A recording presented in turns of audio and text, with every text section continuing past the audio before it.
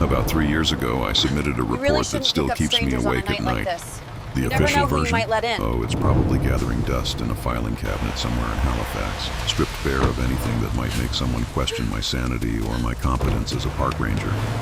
Sanitized, bureaucratic, utterly devoid of the truth. But the real story, the one I'm about to tell you, has never been shared outside my family until now. My name is Marcus Thompson, and I've served as a park ranger in the Maritime Provinces for over 15 years. I've handled everything from lost tourists to bear encounters, from illegal hunting operations to search and rescue missions in terrain that would break most folks. I thought I'd seen it all until I was assigned to a remote section of the Appalachian Trail system that cuts through the dense wilderness of northern New Brunswick. The incident. It all started on a Tuesday morning in late September when dispatch called about 2 overdue hikers. Jennifer Walsh and David Kim, both experienced backpackers from Toronto, had planned a 5-day trek through the Colonia Highlands. They were supposed to check in at the ranger station on Monday evening, but never appeared. Jennifer's sister, their emergency contact, hadn't heard a peep from them since they sent a text message on Saturday, saying they were making good time and would be off-grid for the next few days. Standard protocol for overdue hikers. It's a tiered response. First, we check parking areas, trailheads, see if their vehicle's still there. Then, we reach out to local accommodations, nearby ranger stations. If all that comes up empty, then, and only then, do we initiate a formal search. Their silver Honda CR-V was still there at the Pine Creek trailhead, exactly as they'd left it 4 days earlier. Nothing seemed out of place. Their gear untouched, no signs of forced entry or any disturbance around the car. I started my search at first light on Wednesday, sticking to the main trail they'd marked on their hiking plan. The Pine Creek Trail is a moderately challenging route, winding through old-growth forest for about 12 kilometers before it branches off into a network of smaller paths, leading deeper into the wilderness. It's rugged terrain, yes, but usually well-marked. Experienced hikers like Jennifer and David shouldn't have had any trouble, even if the weather turned. About 6 kilometers in, near a creek crossing known as Dead Man's Ford, I saw the first sign that something was off. The wooden bridge, usually a sturdy span, had been damaged by a recent storm, forcing anyone crossing to find another way. I could easily tell where someone had been exploring crossing options along the bank. There were clear boot prints in the mud, 2 distinct sets, one smaller, one larger, perfectly matching what I'd expect from Jennifer and David. But then, my eyes caught something else in the mud, something that stopped me cold and made me examine the scene with a growing sense of unease. Mixed right in with the human prints were tracks I had never encountered in my 15 years working in the wilderness. They were roughly humanoid in shape, but elongated, almost twice the length of a normal human foot. The impressions clearly showed what looked like 4 toes, each ending in a sharp point that had gouged deep into the soft earth. The spacing and gait indicated something walking on 2 legs, but the stride length. It was impossibly long, nearly 2 meters between steps. I documented those tracks, snapping photos with my camera and marking their location with my GPS unit. But I knew, even then, that the pictures would never truly convey the unsettling feeling of seeing them in person. You really shouldn't pick up strangers the depth on a and night clarity like of this. the impressions You never know who suggested you might whatever let had in. made them was significantly heavier than a human. Yet there was no clumsy shuffle, no dragging. These prints were deliberate, purposeful, and they followed the exact same path Got the one in hikers 20 had miles taken out. across the creek. Continuing on the trail on the opposite bank, I found more undeniable evidence of Jennifer and David's passage. A protein bar wrapper wedged between 2 rocks, clearly dropped Got one in recently. 20 miles out. A small section of dark blue fabric caught on a low branch, matching David's hiking jacket. But those strange tracks continued alongside, sometimes paralleling the hiking trail, sometimes crossing it, always maintaining that impossibly long stride. He doesn't like it when About I 2 get rides. kilometers past the creek, the official trail split into 3 Get smaller back here! paths. Don't let her The escape! main route headed northwest, towards the Colonia Peaks. 2 smaller trails branched off to the east and southwest. Jennifer and David's You really plan shouldn't clearly pick up stated strangers they'd on a take night the like this. northwest route. You never know who you might But let the in. tracks I was following, both human and otherwise, veered sharply towards the eastern branch. The Eastern Trail isn't one we recommend for casual hikers. It plunges into some of the most remote wilderness in the entire province, through terrain that feels like it's been untouched for thousands of years. The forest here is impossibly dense and ancient. Massive pine and oak trees choke out most of the sunlight, even at midday. The understory is a tangled mess of ferns and fallen logs, creating a maze of shadows and hidden obstacles that could disorient even the most seasoned woodsman. I followed those tracks for another hour, a cold knot of dread tightening in my stomach. The human footprints were growing less distinct, as if Jennifer and David were moving faster, perhaps less carefully. In stark contrast, the strange, elongated tracks seemed to grow clearer, more numerous. At several points, it looked as if multiple sets of these terrifying prints converged on the trail from different directions. Finally, about 8 kilometers from the main trail, I reached a small clearing. There, in a level area near a small stream, I found their campsite. Jennifer and David had set up their tent, following all the good backcountry practices for water access and drainage.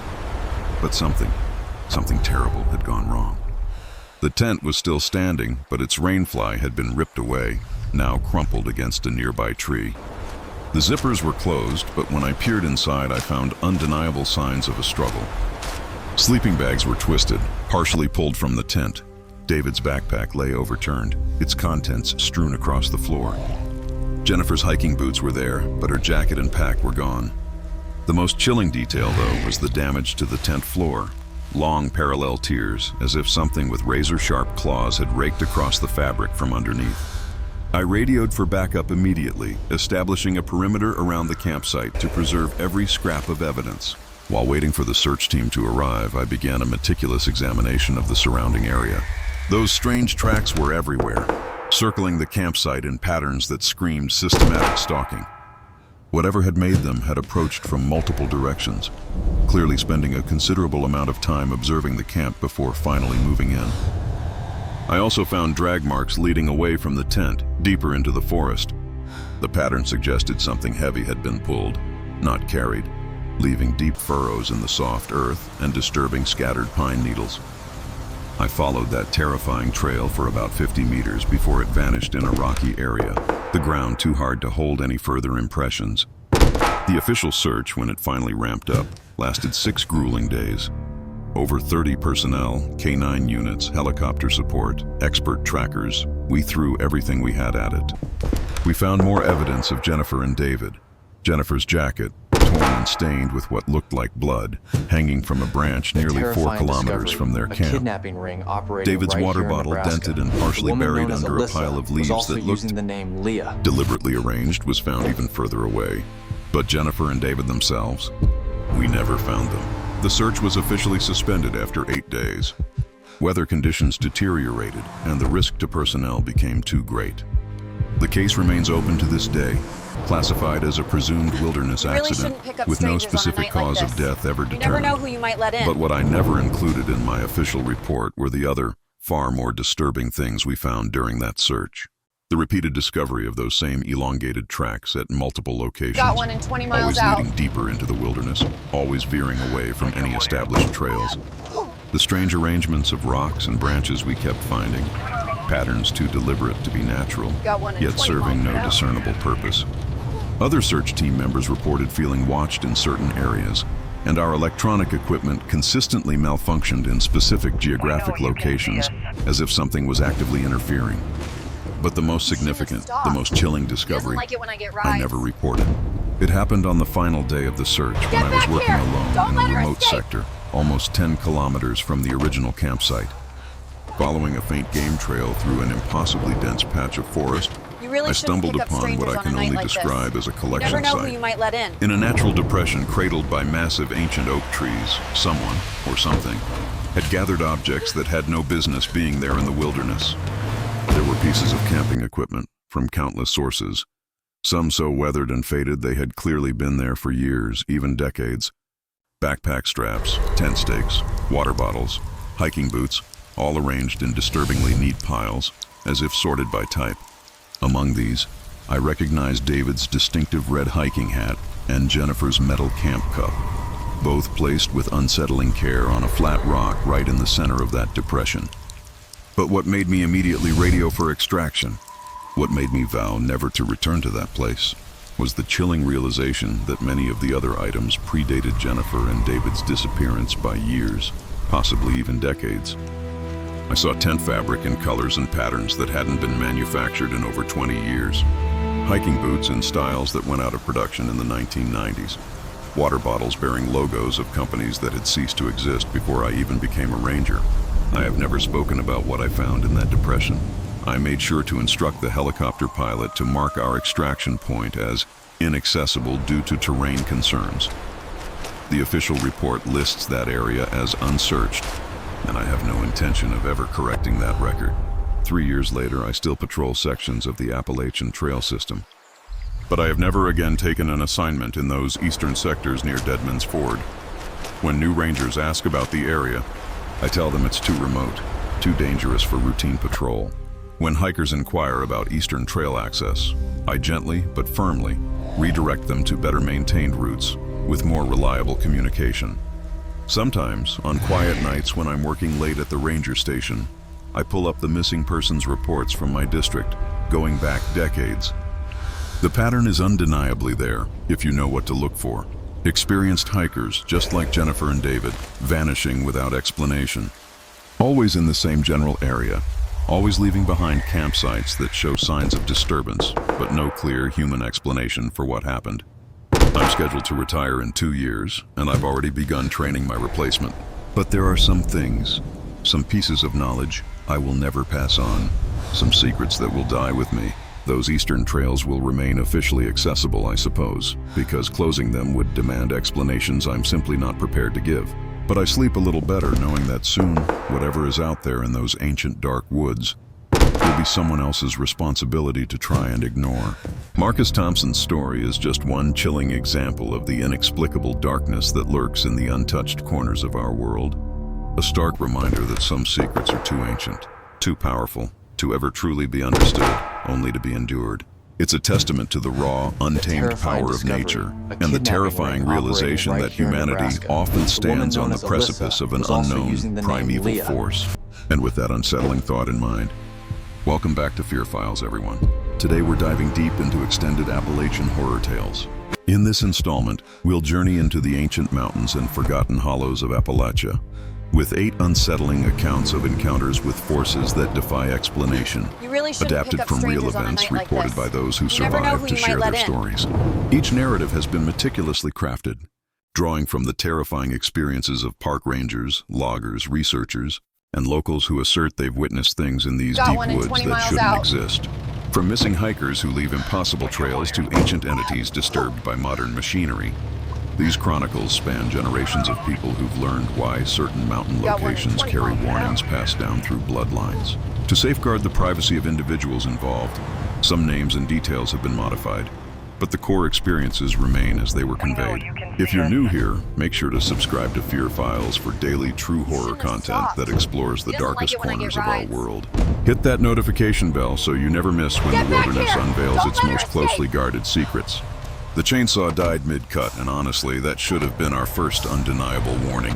My name's Billy Maloud, and I've been working timber in these Appalachian mountains for close to 2 decades now. My grandfather, a tough old Scot, landed here in 1962, fresh from the highlands, with nothing but his axe and a work ethic that could chip granite. He taught my father the trade, and my father, in turn, taught me. For 3 generations. The Malouds have carved out a living from these ancient forests, and truth be told, we thought we knew every ridge, every hollow, every stand of old-growth timber from Virginia straight through to Pennsylvania. We were wrong. The job landed in our laps through a contact at Pinnacle Lumber, a contract to clear a section of private land deep in the remote mountains of eastern Kentucky. The property owner, some slick development company out of Louisville, wanted the mature hardwood harvested before they broke ground on what they were calling a luxury retreat center. It was good money. The kind that would keep our small crew busy right through the bitter winter months when most logging operations grind to a halt. The land itself was breathtaking in that raw, untouched wilderness sort of way. Rolling hills cloaked in oak and maple, trees that had been growing since before the Civil War. Some of the specimens we were contracted to remove were truly massive, with trunk diameters that'd challenge our largest equipment and demand meticulous planning to bring down safely. The access road was primitive, barely wide enough for our trucks, but we'd certainly seen worse conditions. Our crew was tight-knit, 4 men, myself included. There was Tommy Rodriguez from West Virginia, our skidder operator, who could coax heavy machinery through terrain that would make a mountain goat think twice. Dale Morrison, our feller, whose father had taught him to drop trees with surgical precision, placing them exactly where he chose. And then there was Jake Patterson, barely 22, but already blessed with the instincts of a natural logger. We'd worked together for 3 years, operating with that quiet, almost telepathic efficiency that only comes from absolute mutual trust. The first week, everything clicked. We set up our staging area near the access road and systematically began working our way through the marked trees. The timber was top-notch, mostly red oak and sugar maple with a smattering of ash and cherry. The weather held, and our equipment hummed along without a single significant mechanical hiccup. By Friday afternoon, we'd processed nearly 30% of the contracted timber and were comfortably ahead of schedule. It was during the second week that things started to feel off. The change was subtle at first, the kind of shift in atmosphere that experienced woodsmen learn to recognize but struggle to put into words. The forest seemed eerily quiet, hushed in a way it shouldn't have been. The birds that had been so active during our first week practically vanished. The usual rustling and chattering of small animals moving through the underbrush faded into an unnatural silence that made the roar of our equipment seem unsettlingly loud. Dale was the first to mention it during our lunch break that Monday. He'd been working a section of ridgeline, maybe 200 meters from the rest of us, when his chainsaw started running rough, sputtering, losing power, despite having been serviced just days before. When Tommy went to investigate, he couldn't find anything mechanically wrong with the saw, yet it continued to perform poorly in that specific area. More concerning was Jake's discovery that afternoon. While limbing a downed oak, he found what looked like deliberate carvings on the trunk, about 6 feet from the base. You never know who The you cuts might were let in. deep and precise, forming symbols none of us recognized. They definitely weren't natural damage, nor were they the result of any standard forestry operation. Someone, or something, Got one had in 20 taken miles considerable out. time and effort to carve these marks into the living wood. The symbols were geometric but unsettlingly organic, angular lines that seemed to flow and curve in ways that almost hurt your eyes to look directly at. Jake counted 7 distinct markings arranged in a rough circle around the circumference of the trunk. When he tried to photograph them with his phone, the camera glitched, producing images that were blurred and distorted beyond recognition. By Wednesday of that second week, our equipment problems had escalated from minor inconveniences to serious safety concerns. Chainsaws that had been running perfectly would suddenly lose power or outright refuse to start when we tried to work in certain areas. You really shouldn't pick up The strangers on a hydraulic night systems like on this. our skidder You never started know who you might let experiencing in. inexplicable pressure drops that even our seasoned mechanic couldn't explain. Most troubling was the behavior of our diesel generator. It would run normally during daylight hours, but would sputter and die without fail whenever we tried to operate it after sunset. That same Wednesday, Dale made a discovery that utterly changed our perspective. While scouting timber in a section we hadn't yet touched, he found undeniable evidence of previous logging activity. Cut stumps, some of them decades old, were scattered throughout an area that our survey maps explicitly indicated had never been harvested. The cuts were clean and professional, clearly the work of experienced loggers using quality equipment. But here's the kicker. There were no access roads leading to this area. No skid trails showing where the harvested logs had been removed. No equipment marks, no tire tracks, absolutely no indication of how machinery had been brought in or taken out. Most puzzling of all was the arrangement of the stumps themselves, which formed patterns that served no apparent logging purpose but seemed far too deliberate to be coincidental. Tommy found the first piece of abandoned equipment on Thursday morning. A chainsaw, probably 20 years old judging by the model, wedged between 2 rocks near a small creek about half a kilometer from our current work site. The saw was in remarkable condition, considering how long it had apparently been exposed to the elements. The chain was still sharp. The fuel tank was empty but showed no signs of rust or corrosion, and the engine even turned over freely when Tommy pulled the starter cord. What made the discovery truly unsettling was the fact that the saw belonged to Morrison Logging, a company that had gone out of business in 1987. Tommy recognized the logo and color scheme from his early days in the industry. When we checked the serial number, it matched records for equipment that had been reported lost during a logging operation in these very mountains over 15 years earlier.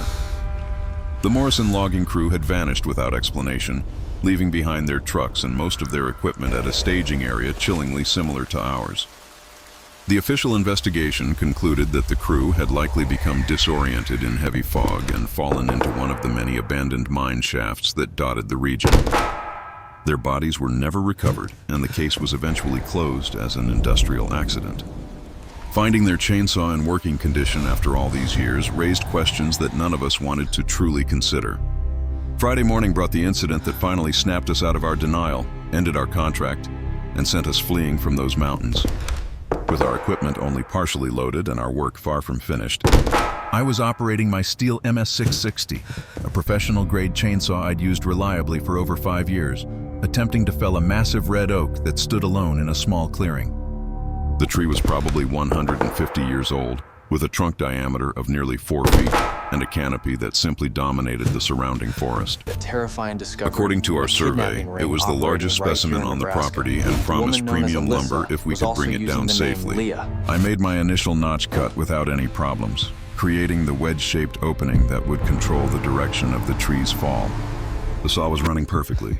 The chain was sharp, and the cut was progressing exactly as planned. I moved to the backside of the trunk to begin the felling cut that would complete the job. You really shouldn't pick That up was when the strangers on a chainsaw night like died this. mid-cut. You never know Not who you might sputtered, let not in. ran rough, not gradually lost power. It simply stopped as if someone had flipped a switch. The engine fell silent so abruptly that I almost lost my balance from the sudden absence of resistance. Got one in 20 miles out. I tried the electric start, then the pull cord, then checked the fuel and spark plug. Everything appeared normal, but the saw would not start. Jake brought over his backup saw, Got one a in smaller 20 Husqvarna miles. that should have been perfectly adequate to complete the felling cut.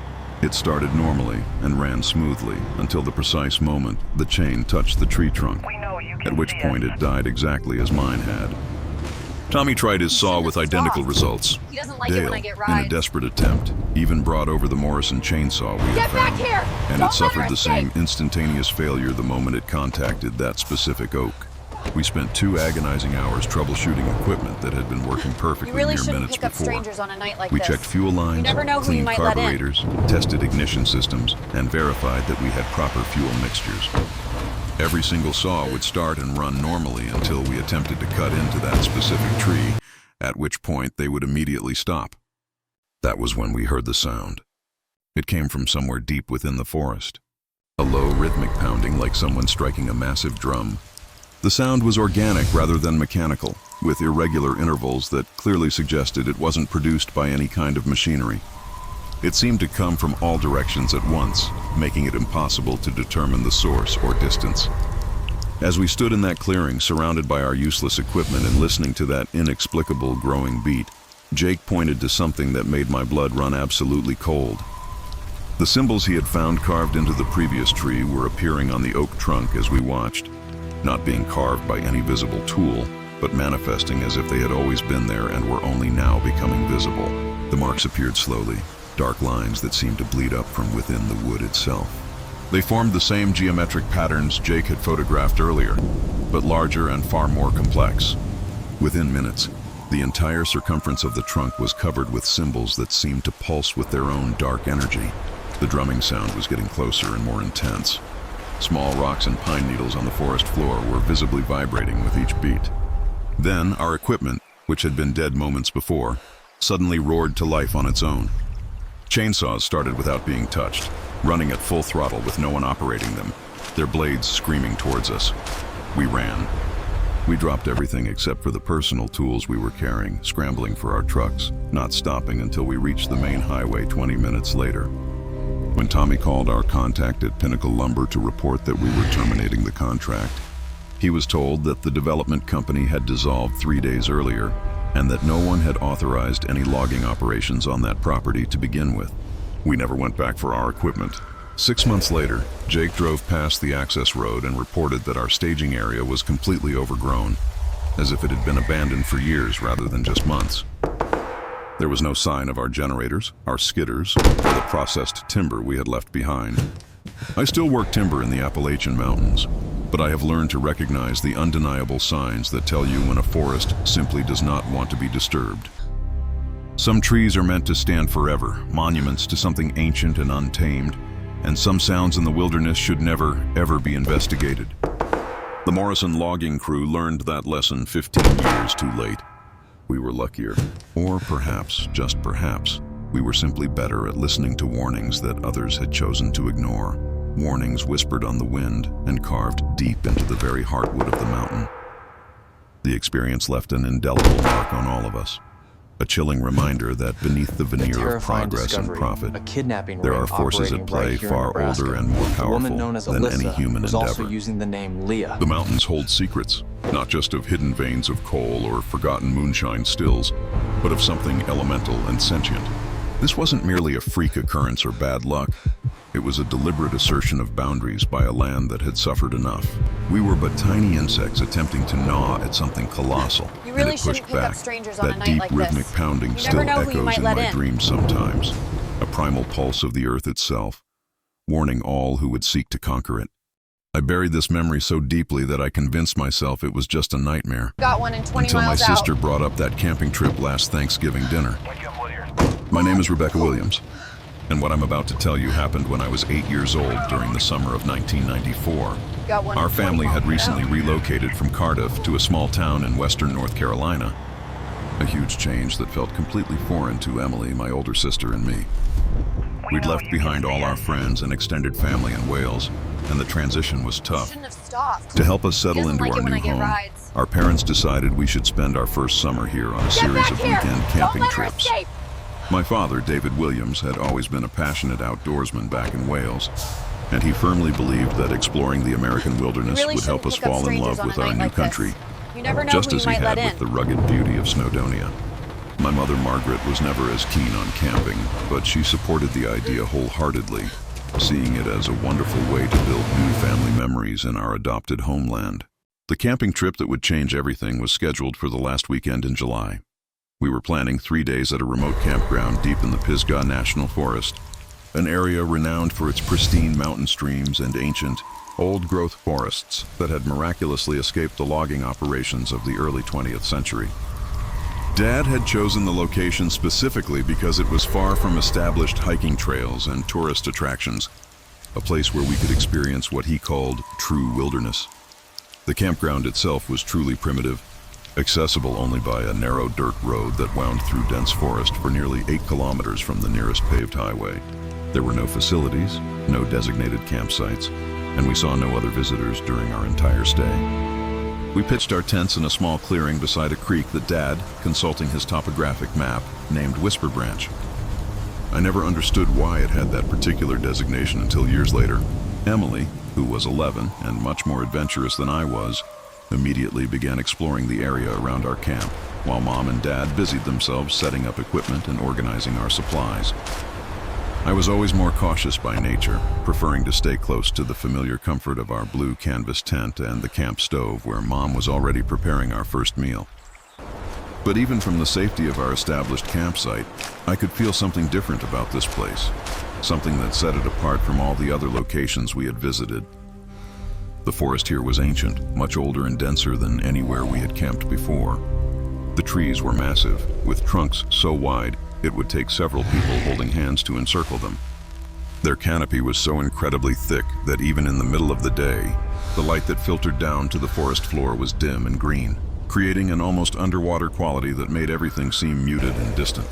The understory was sparse, as if the giant trees consumed most of the available sunlight and nutrients, leaving little for smaller plants to grow. But it was the silence that bothered me most. In our previous camping experiences, the woods had always been alive with sound, birds calling, insects buzzing, small animals rustling through fallen leaves. Here, the quiet was so complete that I could hear my own heartbeat, and the sound of my breathing seemed unnaturally loud. Even Whisper Branch lived up to its name, flowing past our camp with barely a murmur, despite the fact that recent rains should have made it run higher and faster. On our first evening, as we sat around the campfire eating Mom's delicious camp stew, Emily announced that she had found something interesting during her afternoon exploration. About half a kilometer upstream from our camp, she had discovered what appeared to be the remains of an old homestead. Stone foundations outlined where a cabin had once stood, and scattered around the ruins were rusted pieces of farm equipment and household items that looked like they had been abandoned for decades. My father was immediately captivated.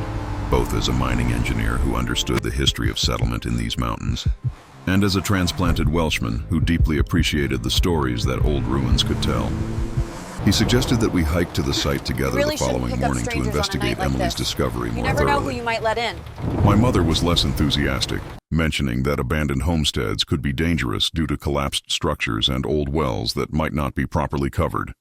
That night I had the first of what I would later remember as dreams, but now understand were something else entirely. I found myself standing alone at the edge of our campsite in what appeared to be the middle of the night. The campfire had burned down to glowing coals and my parents' tent was silent. Emily's sleeping bag in the tent I shared with her was empty, though I had no memory of her getting up or leaving. The forest around our camp, which had been unnaturally quiet during the day, was now filled with sound. He doesn't like it when I get But these were not the normal sounds of nocturnal wildlife. Get back What here! I heard was human Don't let her activity, escape! voices speaking in low tones just beyond the edge of the firelight. The sound of footsteps moving through the underbrush with careful, deliberate steps. You really shouldn't pick up strangers on Occasionally, a night I like could this. make out what sounded You never know like who you children might let in. laughing, but the laughter had a strange quality that made me want to hide rather than investigate. As I stood there in my pajamas, too frightened to move but unable to return to the safety of our tent, I became aware that the voices and footsteps were getting closer, not approaching our camp directly but circling it at a consistent distance, as if the speakers were following an invisible boundary that they could not or would not cross. I tried to call for my parents, but no sound came from my throat. I tried to run back to our tent, but my legs would not respond to my commands. I could only stand there, frozen with terror, as the sounds continued their slow circuit around our campsite. The voices became clearer as they drew nearer, and I began to realize that they were not speaking English. The language was unfamiliar, but somehow seemed older, as if it predated any modern tongue. The circling continued for what felt like hours, though I had no way to measure time in that twilight state between sleeping and waking. Eventually, the voices began to fade, and the footsteps grew more distant, until once again the forest returned to its unnatural silence. Only then was I able to move, rushing back to our tent, where I found Emily sleeping peacefully in her bag, and no sign that she had ever left. I woke the next morning, convinced that I had experienced nothing more than a vivid nightmare brought on by sleeping in an unfamiliar place. My family showed no signs of having been disturbed during the night, and our campsite appeared exactly as we had left it before going to sleep. When Emily asked if I wanted to join the expedition to explore the old homestead she had discovered, I agreed readily, eager to focus on daytime adventures rather than nighttime fears. The hike to the ruins took us through some of the most beautiful forest I had ever seen, following Whisper Branch as it wound deeper into the mountains through a landscape that seemed utterly untouched by human activity. Emily confidently led us along what appeared to be an old trail, though it was so overgrown that it was barely distinguishable from the surrounding forest floor. When we reached the homestead ruins, I immediately understood why Emily had been so excited by her discovery. The stone foundations were substantial, indicating that this had been a significant structure rather than a simple cabin. The arrangement of rooms suggested a main living area, separate bedrooms, and what appeared to have been a large kitchen with a massive stone hearth that remained partially intact. My father examined the construction techniques and concluded that the building had probably been constructed in the late 1800s, during the period when mining and logging operations had brought the first wave of permanent settlers to this part of the mountains. The quality of the stonework suggested that whoever had built this homestead had intended it to last for generations. But there were aspects of the site that troubled him. The location, while beautiful, was impractical for farming due to the steep terrain and heavy forest cover. There was no obvious source of flat land suitable for crops or pasture for livestock. Most puzzling was the absence of any clear access route that would have allowed the original builders to transport heavy materials to this remote location. While my parents explored the foundations and speculated about the identity of the original inhabitants, Emily and I wandered through the scattered artifacts that remained around the ruins. Most were too rusted or damaged to identify, but we found pieces of cast iron cookware, fragments of ceramic dishes, and what appeared to be the remains of furniture that had been exposed to decades of weather. It was Emily who made the discovery that truly transformed our understanding of the site. In what had probably been the main living area, partially buried under decades of fallen leaves, she uncovered a collection of carved wooden objects. They were small, no larger than my hand, and appeared to have been crafted with considerable skill. The carvings depicted human figures, but they were stylized in a way that made them seem more like symbols than realistic representations. My father examined the carvings with growing concern. The artistic style was unlike anything he had encountered in his research into Appalachian folk culture. The figures were elongated and angular, with features that seemed to shift and change depending on the angle from which you viewed them. Most disturbing were the expressions on the carved faces, which conveyed emotions that seemed too complex and dark for simple folk art. As we prepared to return to our campsite, Emily made one final discovery that would haunt us for years to come. Behind the ruins of the main house, she found a smaller foundation that had been almost completely hidden by undergrowth. This structure was different from the main building, constructed with stones that had been arranged in patterns rather than simply stacked for structural stability. The pattern was geometric but organic, similar to the carvings we had found, but executed on a much larger scale. My father spent considerable time studying the arrangement, taking photographs, and making sketches in his notebook. When Emily asked what he thought the smaller building had been used for, he was quiet for a long moment before saying that he honestly did not know. That night, the dreams returned with greater intensity and clarity than before. Again, I found myself standing alone at the edge of our campsite in the middle of the night. But this time, the voices circling our camp were no longer mysterious and distant. I could understand them perfectly, as if they were speaking directly into my mind rather than through my ears. They were calling my name, inviting me to join them, promising to show me things that would help me understand the history of this place. The temptation to follow those voices was almost overwhelming. Every instinct told me that walking into that dark forest would be a terrible mistake. But the curiosity was stronger than the fear. I found myself taking small steps away from our campsite, drawn toward the sounds that seemed to promise answers to questions I had not even known how to ask. I had made it perhaps 20 meters from our tents when Emily appeared beside me, though I had no memory of her approaching. She took my hand without saying a word and began leading me back toward the safety of our camp. As we walked, she spoke in the same language I had been hearing from the forest, responding to the voices that were still calling my name. It was only when we reached our tent that I realized Emily was still sleeping in her bag, exactly where she had been when I left. The Emily who had led me back to safety dissolved like morning fog, leaving me alone with the chilling understanding that something in those ancient woods had been wearing the face of my sister to keep me safe from whatever else was calling to me in the darkness. We broke camp the next morning and returned home 3 days earlier than planned.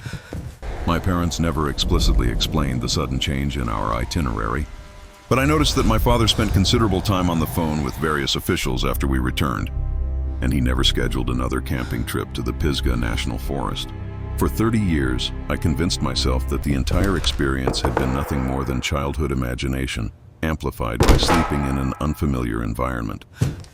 I never spoke about the dreams or the voices or the Emily who had led me back to safety. When family conversations turned to our camping adventures, I participated in the nostalgic reminiscences without ever mentioning the things that had frightened me so deeply. But last Thanksgiving, Emily brought up that particular camping trip in a way that shattered my carefully constructed rationalization. She mentioned casually that she had never been able to sleep properly during our time at Whisper Branch because she kept having to get up at night to bring me back to our tent.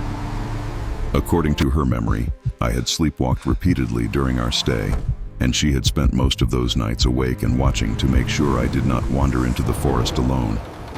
When I asked her what she meant, she described incidents that matched perfectly with my own memories of those nighttime experiences. She remembered the voices calling from the woods, though she claimed she could never understand what they were saying. She remembered the sense of something circling our campsite, testing the boundaries of our small safe space.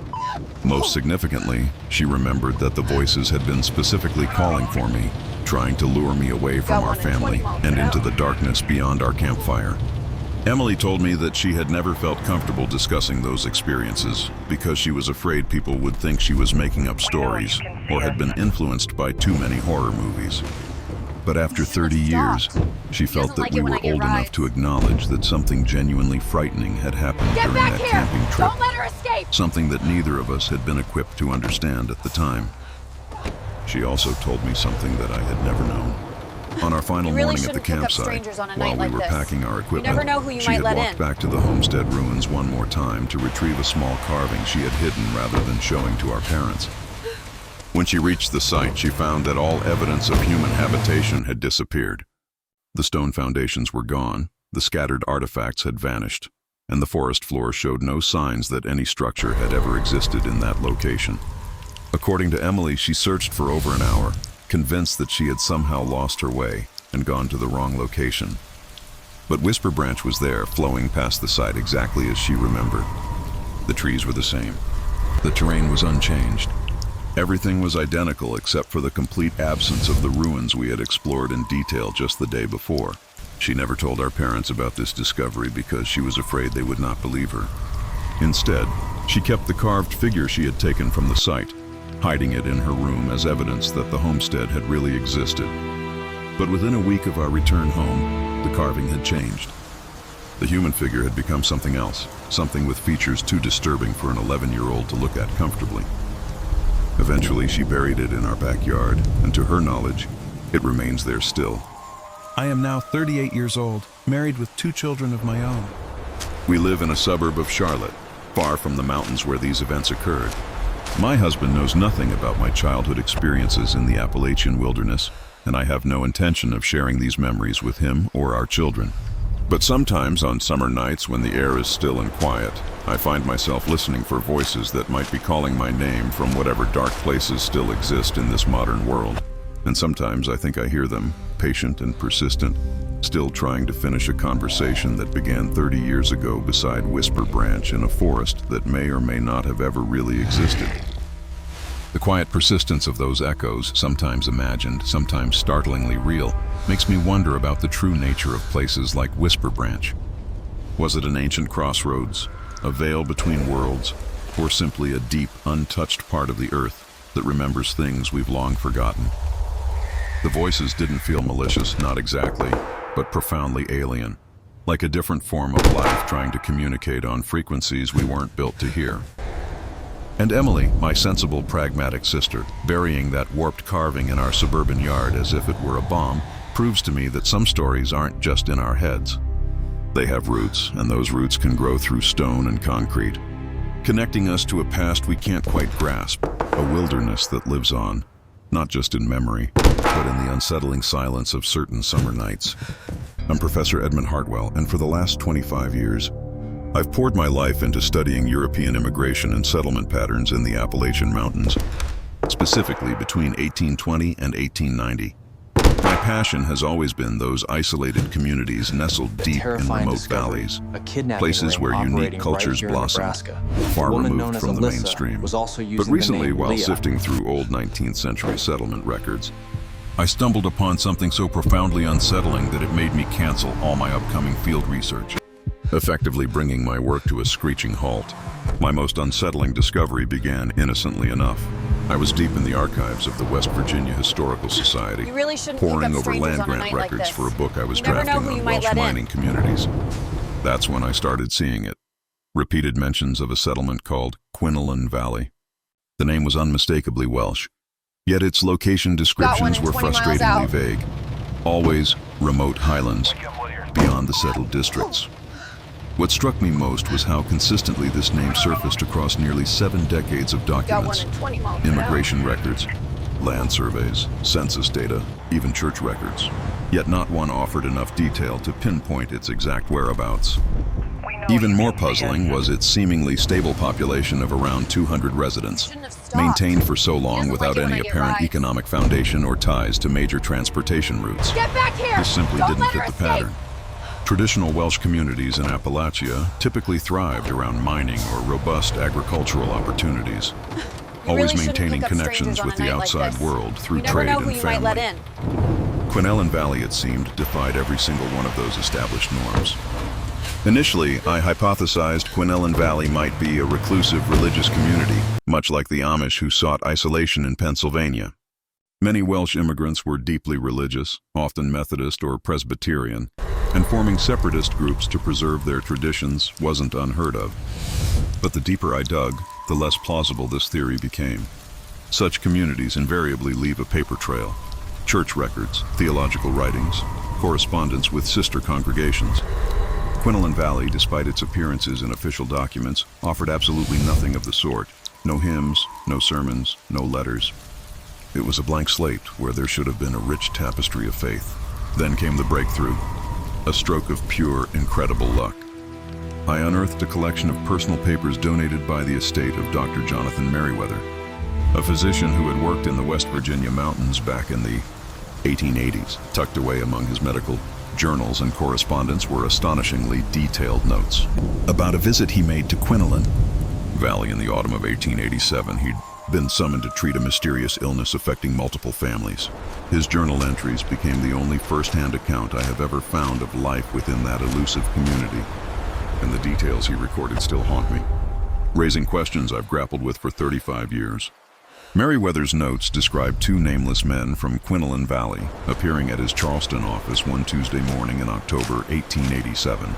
They offered his standard fee, plus substantial travel expenses, if he would accompany them immediately to tend to their sick.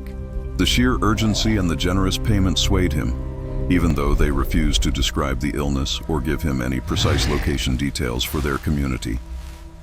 The journey stretched for 3 grueling days, delving deeper and deeper into remote mountain terrain. Merriweather observed that his guides navigated paths and routes utterly absent from any map he possessed, leading them through wilderness untouched by regular human passage. By the second day, all established roads vanished behind them, replaced by what seemed to be ancient trails, winding through valleys and over ridges in a way that appeared almost deliberate in its avoidance of settled areas. Finally, on the evening of the 3rd day, they arrived. Quinlan Valley. What Merriweather found defied every expectation. The settlement comprised about 40 stone houses, clustered around a central common, built with techniques he described as remarkably advanced for such a remote spot. These homes were nestled into the hillsides, practically disappearing from the valley floor, and the surrounding agricultural terraces spoke of sophisticated farming, maximizing yield in harsh terrain. But it was the people of Quinlan Valley who truly bewildered Dr. Merriweather. Though clearly Welsh, speaking a dialect he recognized but couldn't quite grasp, their appearance and mannerisms were unlike any immigrant community he'd ever seen. The adults were uniformly tall, lean, with skin so pale it seemed almost translucent, and eyes that caught the light like those of nocturnal creatures, not normal humans. Even more unsettling was their age distribution. Despite claims of nearly 200 residents, Merriweather saw no children during his 3-day visit, and only a handful of adults who looked under 40. His questions about families and children were met with evasive answers, vague mentions of seasonal migrations, or educational arrangements that made no real sense. 20 miles out. The illness itself was utterly baffling, unlike anything in his medical experience. Around 20 adults were afflicted by a wasting condition, rapid weight loss, extreme sensitivity to sunlight, and a strange aversion to foods they once consumed regularly. Most perplexing, the symptoms cycled. Periods of apparent recovery would be followed by sudden, often more severe relapses. Merriweather's extensive training offered no answers, and his usual treatments were completely useless. When he tried discussing potential causes with the community's informal leaders, they calmly stated it was a seasonal affliction that had plagued them for generations. They showed no surprise at his inability to help, implying he'd been summoned more out of some vague obligation than any true hope for a cure. On his last evening, Dr. Merriweather made observations that shattered his understanding of human society. Dining with one of the families, he realized none of the adults actually ate the food prepared. They sat politely, engaging in conversation while he consumed his meal, but declined to join him. When he queried their lack of appetite, his hosts explained their dietary requirements differed from visitors, and they ate at other times to avoid discomfort. This might have satisfied him had he not noticed the exact same behavior across the entire settlement. In 3 days, he never once saw a single resident of Quinlan Valley eat normal food or engage in any meal preparation. Even more unnerving were the sounds at night. He'd hear what sounded like large groups moving in coordinated fashion through the valley. Yet whenever he looked outside, he saw absolutely no one. Dozens of individuals, it seemed, were engaged in organized activity, but the settlement appeared utterly deserted. On his final morning, as his guides readied to escort him back, Merriweather tried to sketch a detailed map of Quinellen Valley. They became instantly agitated, insisting such documentation was unnecessary and potentially dangerous, without elaborating. When he persisted, they physically took his mapping tools and destroyed his notes, stating outsiders weren't allowed to keep permanent records of their home. The return trip to Charleston lasted only a single day, following routes Merriweather was certain they hadn't taken before. His questions about this inconsistency were met with a dismissive explanation. They were simply taking a more direct route, now that he wasn't burdened with medical supplies. Dr. Merriweather never saw his guides again after they dropped him at his Charleston office. The promised generous payment never materialized. Months later, when he tried to return to Quinellen Valley, he couldn't find a single trail or landmark he remembered. More disturbingly, when he consulted local physicians and officials about the community, no one had ever heard of a Welsh settlement called Quinellen Valley. Land surveys, tax records, census data, all official sources for the region, showed absolutely no evidence of permanent habitation. The remote valleys where he'd spent 3 bewildering days treating mysterious patients were officially uninhabited wilderness. I found Dr. Merriweather's journal in 1998, and it instantly consumed my research. For 2 years, I meticulously used his descriptions and the few geographical references he'd scribbled before his notes were destroyed, employing modern surveying techniques and satellite imagery to pinpoint Quinellen Valley. The search was successful, but what I found only deepened the mystery. In a remote valley perfectly matching Merriweather's account, I discovered the ruins of approximately 40 stone structures, arranged just as he'd drawn. The construction was indeed remarkably sophisticated, incorporating architectural elements I'd never encountered in other Appalachian settlements of that era. Yet these ruins showed undeniable signs of abandonment for decades, perhaps even centuries. The agricultural terraces were completely swallowed by nature. The stone houses had partially crumbled, and there were no artifacts, no personal belongings, to suggest any recent human presence. Carbon dating of wooden elements indicated construction in the early 1800s and abandonment by the mid-1900s. Most disturbing of all was the community cemetery I found on a hillside overlooking the settlement.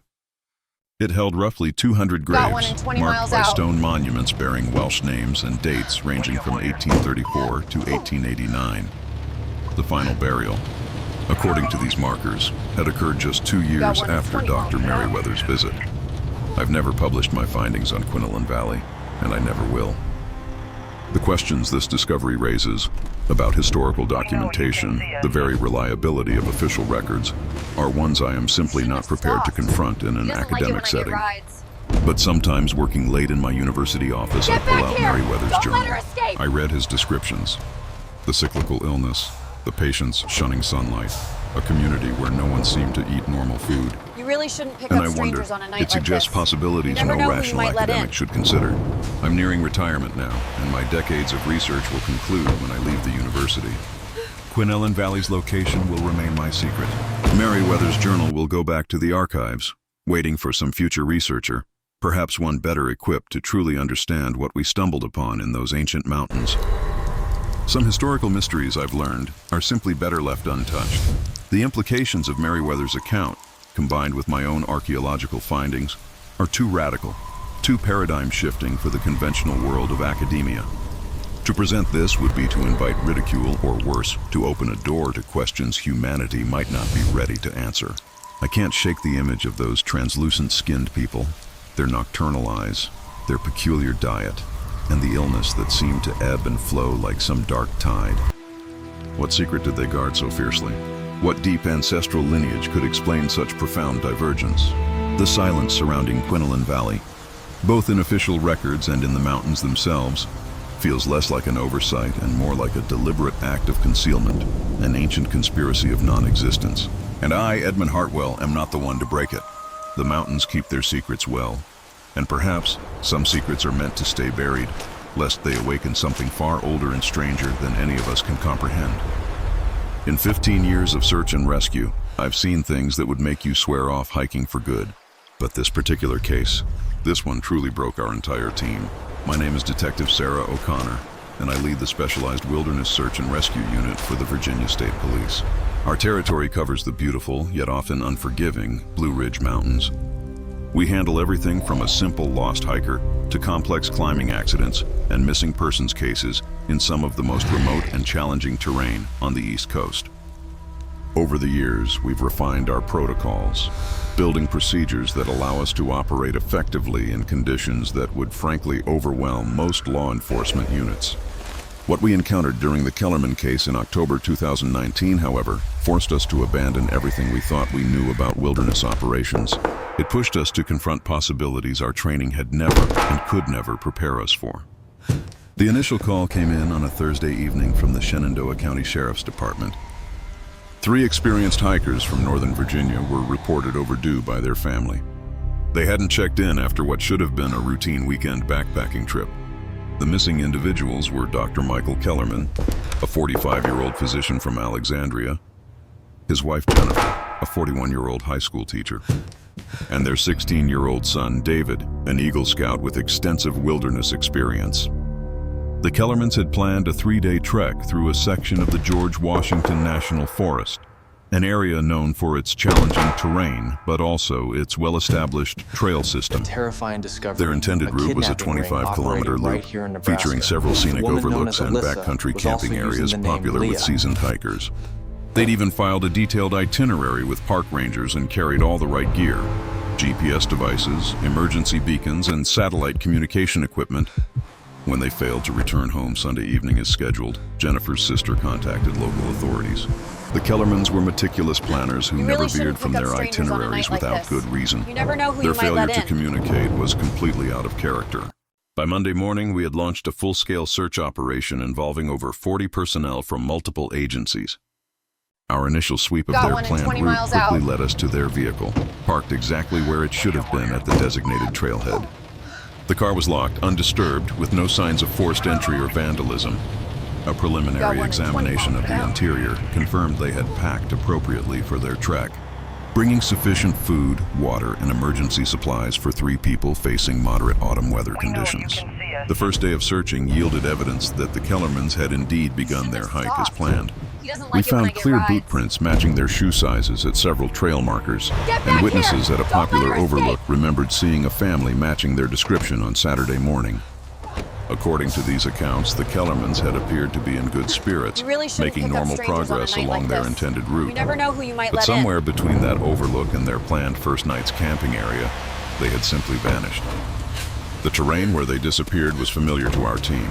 Rolling forested hills crossed by well-maintained trails that were clearly marked and regularly patrolled by park rangers. Weather conditions that weekend had been ideal for hiking. Clear skies, comfortable temperatures. There were no unusual natural hazards that might have caused them to alter their route or seek emergency shelter. By the 3rd day of searching, we had covered every established trail in the area, using both ground teams and helicopter surveillance. We deployed K9 units, consulted with local guides who knew every unmarked path, and interviewed dozens of other hikers who had been in the area. Despite our extensive efforts, we found no additional trace of the Kellerman family beyond their documented presence at the overlook on Saturday morning. The breakthrough came on Thursday morning when one of our K9 teams picked up a faint scent trail. It led away from the established path system, deep into an area of dense forest not normally accessible to hikers. The trail was intermittent, but it was our first concrete lead since the operation began. Following it required technical climbing equipment and experienced mountaineers, as it led through terrain far more challenging than anything the Kellermans would have attempted voluntarily. The path descended into a steep ravine, choked with loose rock and fallen timber, then climbed the opposite side through vegetation so thick that visibility was often limited to just a few meters. After 4 grueling hours of progress, our tracking team reached a small clearing approximately 3 kilometers from the nearest established trail. The site appeared to have been used as a temporary campsite, with evidence of a fire ring and cleared areas where tents had been erected. But the condition of the campsite immediately raised questions about what had happened to its occupants. The fire ring contained the remains of a blaze that had burned far hotter and longer than a normal camping fire. The ashes held partially burned fragments of fabric that seemed to match clothing descriptions provided by the Kellerman family. More disturbing was the discovery of personal items scattered throughout the clearing in a pattern that suggested they had been thrown or dropped, not carefully placed. We found Dr. Kellerman's wallet, its contents intact, but the leather was scorched as if exposed to intense heat. Jennifer's hiking boots were located at opposite edges of the clearing, both showing signs of damage inexplicable by normal wear or wilderness conditions. Most significantly, we discovered David's backpack hanging from a tree branch, approximately 4 meters above the ground, far too high to have been placed there by normal means. The scent trail that had led us to the clearing continued beyond the campsite, but its character had changed.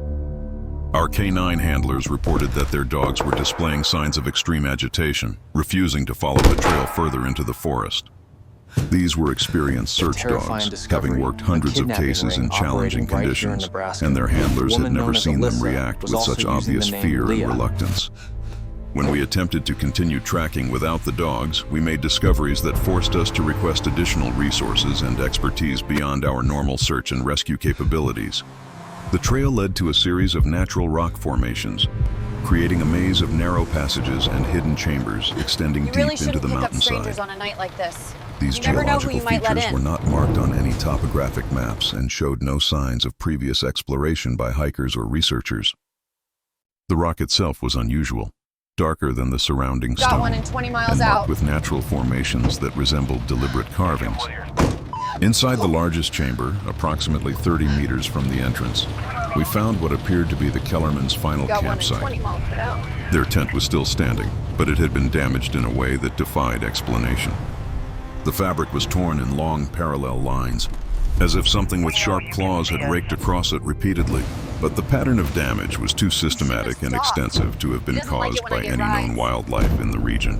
The interior of the tent told a story of desperate struggle. Sleeping bags were twisted and partially pulled outside through the tent entrance, suggesting the occupants had been dragged from their shelter against their will. You really shouldn't pick up strangers Personal on a night like belongings this. were scattered You never know throughout who the you might let chamber, in. many showing the same type of heat damage we had observed at the previous campsite. But it was the walls of the chamber that provided the most profoundly disturbing evidence of what had happened to the Kellerman family. Covering nearly every accessible surface were what appeared to be desperate messages scratched into the stone with sharp objects. The handwriting was clearly recognizable as belonging to Dr. Kellerman, Jennifer, and David, but the content of their messages raised questions our investigation was not equipped to answer. The earliest messages, apparently written by Dr. Kellerman, described their arrival at the clearing and their decision to establish an emergency camp after becoming lost during what should have been a routine day hike. These entries were rational and organized, documenting their situation and their plans for signaling rescue teams. But as the messages progressed chronologically, they became increasingly frantic and incoherent. Jennifer's writing described sounds coming from the forest that kept them awake throughout the night. Voices calling their names from directions where no human presence was possible. David's contributions mentioned seeing figures moving between the trees, always at the edge of visibility, never close enough to identify, but clearly watching their campsite. The final messages, all apparently written by Dr. Kellerman during what must have been their last night in the chamber, described an organized assault on their position by entities he could not identify or understand. His writing became increasingly erratic as he documented the systematic destruction of their equipment and the gradual approach of whatever had been stalking them through the forest. The last legible message, scratched into the stone near the tent entrance, consisted of a single chilling sentence: "They are not human, and they are not gone." We found no trace of the Kellermans themselves. No bodies, no additional personal belongings, no evidence indicating whether they had left the chamber voluntarily or been removed by force. The scent trail that had led us to their final campsite simply ended at the chamber entrance, as if they had vanished into the stone itself. Our investigation continued for another 2 weeks, involving specialists from federal agencies and academic institutions who might be able to explain what we had discovered. Geologists confirmed that the rock formations were natural, but acknowledged that their configuration was highly unusual. Anthropologists examined the chamber walls and found no precedent for the type of messages the Kellermans had left behind. Most significantly, our consultation with wildlife experts produced no explanation for the damage patterns we had observed at both campsites. The claw marks on the tent fabric were too large and too systematic to have been made by any known predators in the region. The heat damage to personal items suggested exposure to temperatures that could not be generated by normal camping equipment or natural forest fires. The official report classified the Kellerman disappearance as a missing persons case with unknown circumstances. Terrifying discovery. We documented our findings, but made no attempt to speculate about the cause of their disappearance or the meaning of the messages they had left behind. The case remains open, though no additional resources have been allocated to active investigation. What I have never reported, and never will, is what happened to the members of our search team who spent extended time in that chamber documenting the evidence. Within 6 months of the Kellerman investigation, 3 of our most experienced personnel had requested transfers to other units or resigned from law enforcement entirely. 2 others required extended medical leave for stress-related conditions that their doctors could not adequately explain. Got one in 20 miles out. The K9 handlers reported that their dogs never fully recovered from their experience in that forest and eventually had to be retired from search operations. I myself have experienced changes that I attribute to whatever we encountered during that investigation. I no longer sleep well in wilderness environments, and I find myself constantly alert for sounds that might indicate the presence of something that should not exist in civilized areas. Most troubling is my growing awareness that our search and rescue protocols are fundamentally inadequate for situations that fall outside the normal parameters of human experience. The chamber where we found the Kellerman's final campsite has been sealed and removed from all official maps and GPS databases. The area is now classified as geologically unstable and off-limits to recreational activities. Park rangers have been instructed to redirect hikers away from any routes that might lead them toward those rock formations. I continue to lead search and rescue operations throughout the Blue Ridge Mountains, but I have implemented new protocols that prioritize team safety over investigation completeness. We no longer follow scent trails that lead away from established path systems, and we terminate searches immediately if our K9 units display signs of unusual agitation or fear. Some missing persons cases are simply better left unsolved, and some questions about what truly happens in remote wilderness areas are better left unasked. The Kellerman family taught us that our mountains hold secrets that our training and experience have not prepared us to confront. I pray that we never encounter another case like theirs. The chilling reality of the Kellerman case continues to cast a long shadow over my understanding of the natural world. It forced me and my team to confront the uncomfortable truth that there are forces at play, mysteries lurking beyond the edges of our maps and scientific explanations. We operate under the assumption that every missing person has a logical human explanation: an accident, exposure, an unfortunate encounter with wildlife. But what happens when the evidence defies all logic? When the terror inscribed on a cave wall speaks of something ancient, malevolent, and utterly alien? It changes you. It changes how you perceive the rustling leaves, the sudden silence, the deep, dark woods. The mountains, once a place of challenge and beauty, now hold an unsettling quality, a silent promise of the unknown that can shatter everything we believe about our place in the world.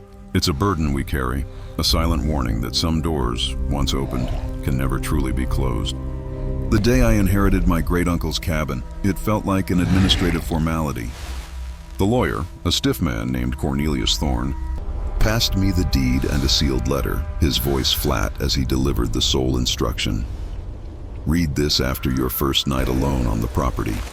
My name is James Whitfield, and until 2 years ago, my life was a sleek, London-centric success story in software engineering, utterly disconnected from my American family roots. Silas, my great-uncle, was little more than a phantom to me, a vague figure occasionally mentioned at family gatherings, known only as a reclusive hermit dwelling in the Appalachian Mountains of eastern Tennessee for over 4 decades.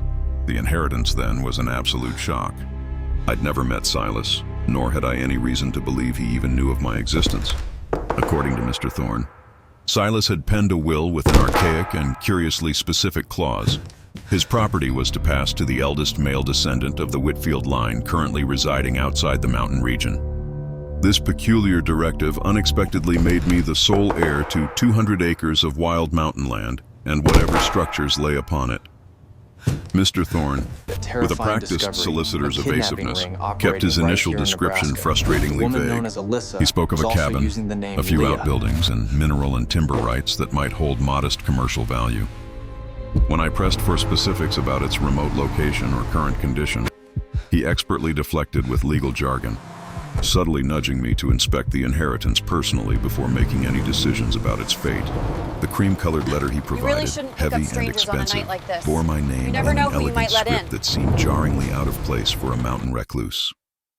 It was sealed with dark red wax, stamped with an unfamiliar symbol, something like a tree with roots sprawling in impossible directions. Mr. Thorne had stressed Silas's explicit wishes regarding when the letter should be opened, extracting my promise to honor this final request. My initial plan was straightforward.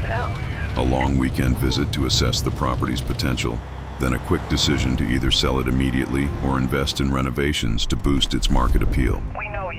I booked time off from my London firm and a flight to Knoxville, fully expecting to be back home within a week, my inheritance neatly cataloged. The drive from Knoxville to the property stretched for nearly 3 hours, taking me deeper into increasingly forgotten mountain roads. The final 10 kilometers became a torturous gravel track, winding through dense forest and over ridges that swallowed all cell service and GPS signals. By the time I reached what I presumed to be the property boundary, I was entirely dependent on the smudged, hand-drawn map Mr. Thorne had given me. The cabin itself defied the attorney's understated description. It was far grander and more substantial than I'd imagined. A sturdy 2-story log structure, built on a robust stone foundation, featuring a wide, covered porch that faced west, offering a breathtaking vista of layered mountain ridges stretching to the horizon. The craftsmanship was undeniable, the work of someone with exceptional skill and an eye for detail. The perfectly fitted logs and stonework had weathered decades of mountain elements with remarkable resilience. Yet there were elements in its design that struck me as profoundly unusual, even unsettling. The windows were notably smaller than one might expect for a building of this size, many fortified with heavy wooden shutters that could be secured from the inside with thick iron bars. The main entrance, a massive oak door reinforced with metal bands, bristled with multiple locks of varying ages and styles, as if security had been an ongoing, desperate priority for years. The interior proved even more surprising. Silas had lived simply perhaps, but comfortably. Handcrafted furniture, extensive bookshelves, and a dominant stone fireplace filled the main living area. The cabin had electricity and running water, though both systems seemed to draw from independent generators and well systems, not municipal utilities. Most intriguing was Silas's library, which consumed almost the entire second floor. Hundreds of books, ranging from Appalachian history and folklore to geology, botany, and anthropology, lined the walls. Many were old, seemingly valuable, first editions and academic texts that painted a picture of a man far more educated and sophisticated than his mountain hermit reputation suggested. As evening descended on my first day, I prepared for what I anticipated would be a peaceful night in the mountains, planning a thorough inventory of the property come morning. I'd brought basic supplies from Knoxville and looked forward to the solitude and natural beauty so absent from my urban life. It was only after darkness had completely claimed the cabin that I began to understand why Silas had lived behind reinforced doors and barred windows. The sound started around 10 o'clock, subtle at first, almost imperceptible, but gradually becoming more distinct, more purposeful. From somewhere within the surrounding forest came what appeared to be coordinated movement, multiple entities threading through the underbrush in patterns that spoke of intelligence, not random wildlife. The sounds were too regular, too organized to be natural, yet too systematic to be human. I initially dismissed these noises, attributing them to an overactive imagination, amplified by my unfamiliarity with mountain wilderness. City dwellers often misinterpreted the normal sounds of a nocturnal forest, and I assumed my urban sensibilities were conjuring threats where none existed. But as the evening wore on, the sounds grew closer, undeniably deliberate. By midnight, I could clearly distinguish what seemed to be multiple individuals circling the cabin at a consistent distance, maintaining formation while navigating terrain that should have made coordinated movement impossible. Occasionally, I thought I heard communication between these entities, low vocalizations that mimicked human speech, but in a language I couldn't identify. The most disturbing realization was that whatever was moving through the forest was specifically focused on the cabin. These weren't the random sounds of animals following paths or foraging for food. They suggested systematic reconnaissance, as if assessing the structure's defenses.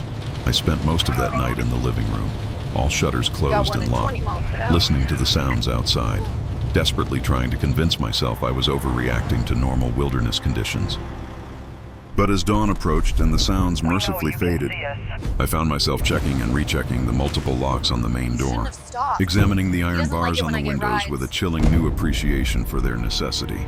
The sealed letter lay on the kitchen table where I'd left it the previous evening, and Silas's specific instructions about when it should be opened suddenly felt far more ominous than they had when Mr. Thorne first handed it to me in his Knoxville office. The contents of that letter challenged everything I thought I understood about my family history and my very inheritance. James, if you're reading this, then you have survived your first night on Whitfield land and experienced what our family has guarded against for over 2 centuries. The property you have inherited is not simply a cabin and forest acreage. It is a responsibility that has been passed down through our bloodline since your ancestor, Ezekiel Whitfield, first settled in these mountains in 1823. Ezekiel did not choose this location for its beauty or natural resources. He came here because something had to be contained, something that the Cherokee tribes had once managed through rituals and knowledge that died with their forced removal from these lands. When the government relocated the Cherokee in 1838, they left behind warnings about places that should not be disturbed and entities that required constant vigilance to prevent them from spreading beyond their ancient boundaries. Your great-great-grandfather understood these warnings too late. By the time he realized what he had awakened through his clearing and construction activities, the damage was done. The things that live in the deep places of these mountains had been given access to the surface world, and they began to affect everything within miles of their emergence points. The Whitfield family has spent 6 generations learning how to contain this threat. The cabin was not built as a home. It was constructed as a guardhouse, positioned to monitor and control access to the areas where these entities maintain their strongest presence. Every improvement to the structure, every security measure you have observed, represents knowledge gained through encounters that claimed the lives of your relatives. The sounds you heard last night were a test. They come every few months to assess the defenses and determine whether the Guardian is still present and capable. If the cabin remains empty for too long, they will begin to expand their territory. If the current Guardian shows weakness or abandons his responsibilities, they will follow him wherever he goes. You now have a choice that every Whitfield male has faced for 7 generations. You can accept the responsibility of maintaining the containment that your family has established, learning the rituals and precautions that will keep these entities confined to their deep places. Or you can abandon the property and return to your life in London, knowing that whatever follows you home will be your fault and your burden to bear. If you choose to stay, examine the basement of the cabin. You will find documents that explain everything your family has learned about what lies beneath these mountains and how to coexist with forces that should not exist in our world. If you choose to leave, burn this letter and never speak of what you have inherited to anyone who might be curious enough to investigate. But know this: the Whitfield bloodline carries a responsibility that cannot be escaped through distance or denial. What your ancestor awakened in 1823 remains active, and it remembers the family that disturbed its ancient sleep. Whether you stay or go, you are now connected to this place and these entities in ways that will affect the rest of your life.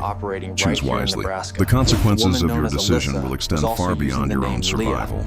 Your great-uncle, Silas Whitfield. I spent the rest of that morning doing exactly as Silas instructed, exploring the basement.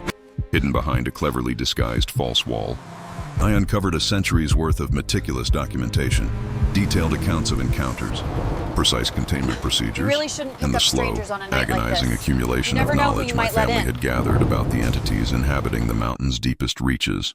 The records were terrifying in their scope and precision. Generation after generation of Whitfields had painstakingly documented their experiences with creatures that defied any classification, behaviors that shattered every assumption about natural law. The basement held chilling maps showing emergence points, calendars marking periods of heightened activity, and detailed instructions for rituals that had proven effective in maintaining the containment, keeping these entities confined to their underground domains. Most significantly, I found evidence that other families in remote mountain regions throughout Appalachia were grappling with similar, horrifying situations. The Whitfields were not unique. We were part of a hidden network of bloodlines, each having inherited the grim responsibility of maintaining barriers between our world and something that existed in the spaces beyond civilized understanding. 2 years later, I remain at the cabin, My former life in London, with its spreadsheets and deadlines, feels impossibly distant now. I resigned from my position, learned to live by the intricate schedules and precautions my family developed through 2 centuries of trial and error. The sounds in the forest have become a familiar, if still unsettling, chorus, and I've honed the skills necessary to respond appropriately when the entities inevitably test the boundaries of their containment. I've also begun the daunting task of preparing for the eventual transfer of responsibility to the next generation. The Whitfield line will continue, and the burden of guardianship will pass to whoever proves capable of maintaining the vigilance that protects not just our family, but everyone living within range of what sleeps beneath these ancient mountains. Some inheritances come with obligations that stretch far beyond mere property ownership.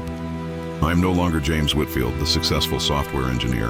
I am James Whitfield, the guardian, and I will hold this position until the mountain claims me, or I find someone worthy to take my place. The choice, as Silas so acutely warned, was never truly mine to make.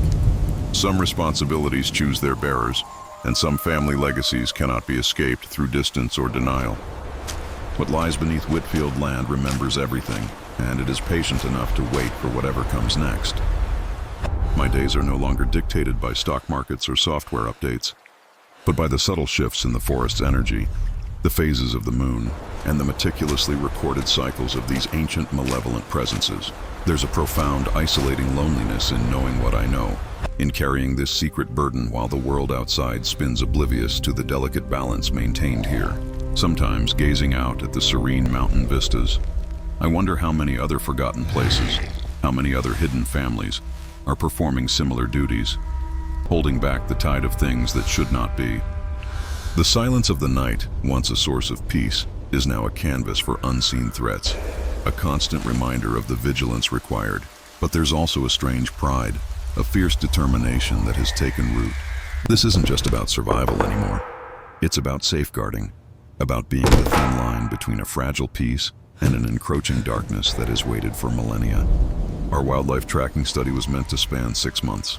Instead, we packed up and left after just 3 weeks, and I've never published a single finding. My name is Dr. Patricia McKenzie, and for 12 years I've dedicated my life to understanding predator-prey relationships in North American forest ecosystems.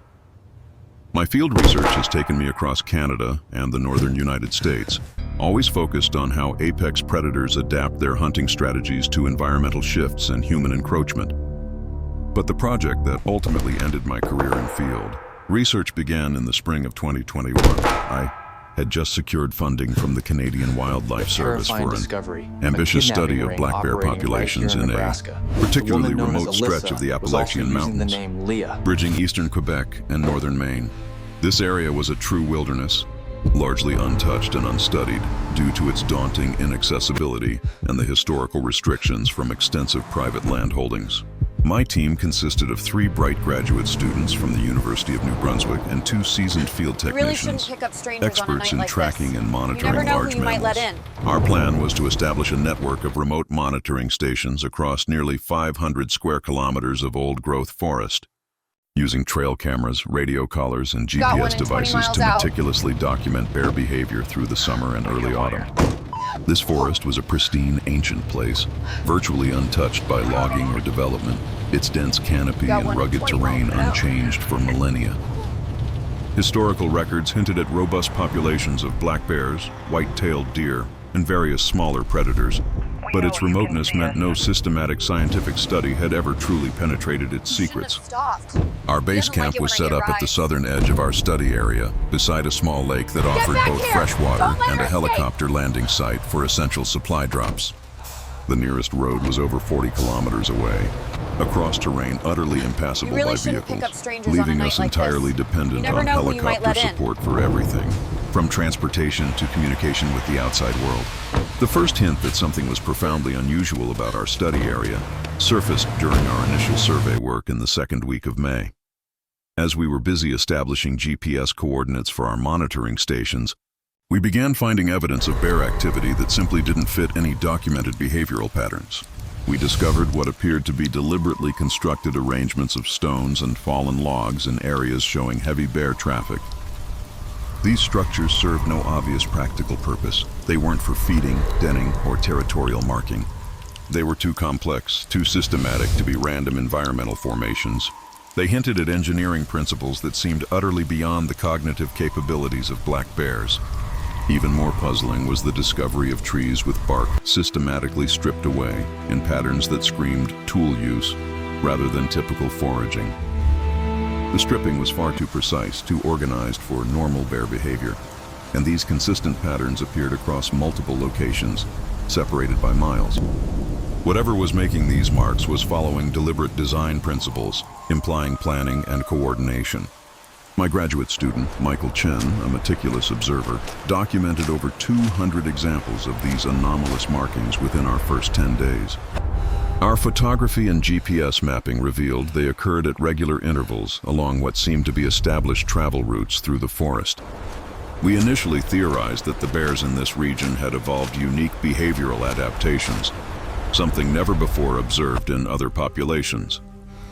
But what truly began to unnerve us was the profound absence of normal bear sign. Despite abundant evidence of a substantial bear population based on the extensive markings and structural modifications, we hadn't seen a single bear, nor had our trail cameras captured them. No scat, no footprints, no hair samples caught on trees or rocks.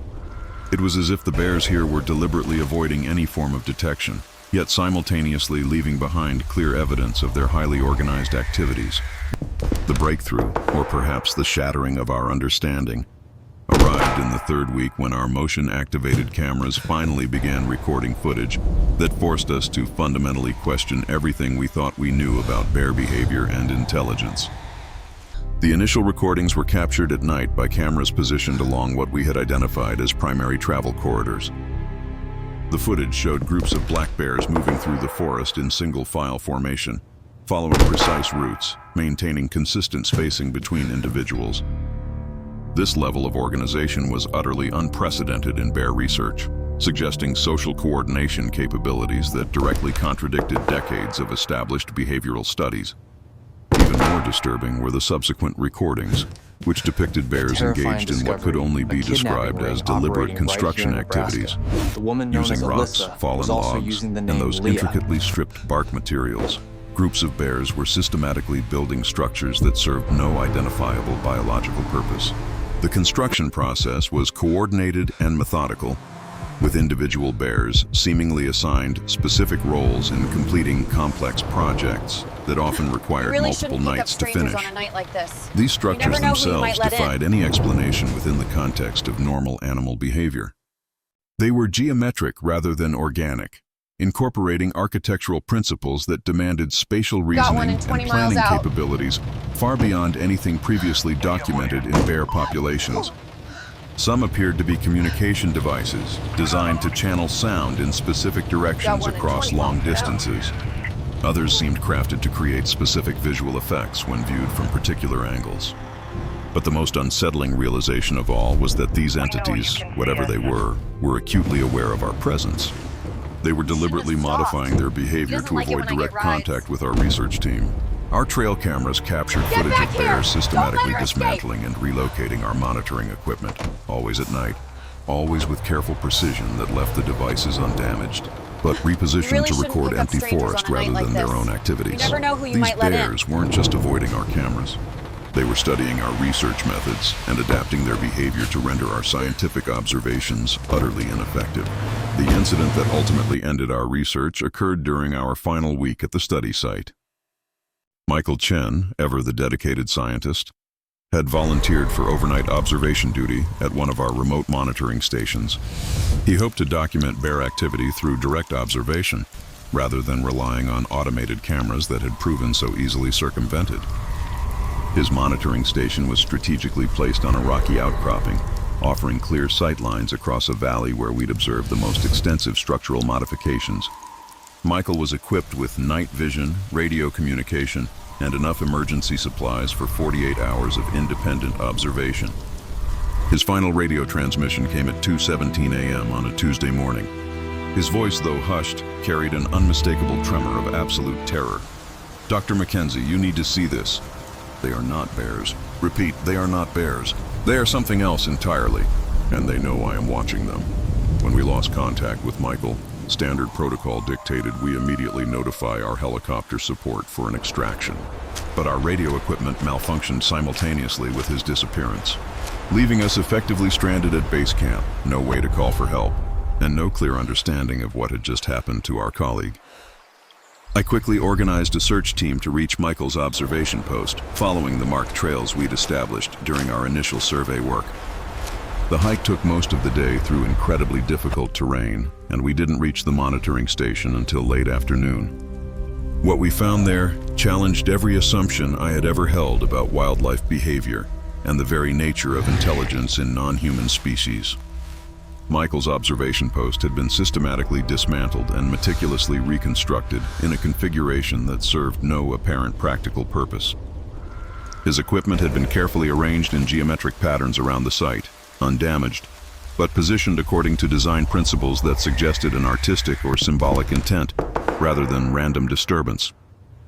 Michael himself was nowhere to be found, yet his absence felt chillingly deliberate rather than accidental.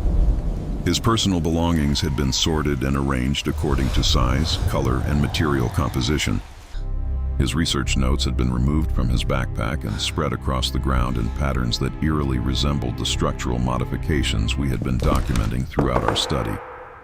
Most significantly, we found undeniable evidence that whatever had taken Michael had left behind a message, one clearly intended specifically for our research team.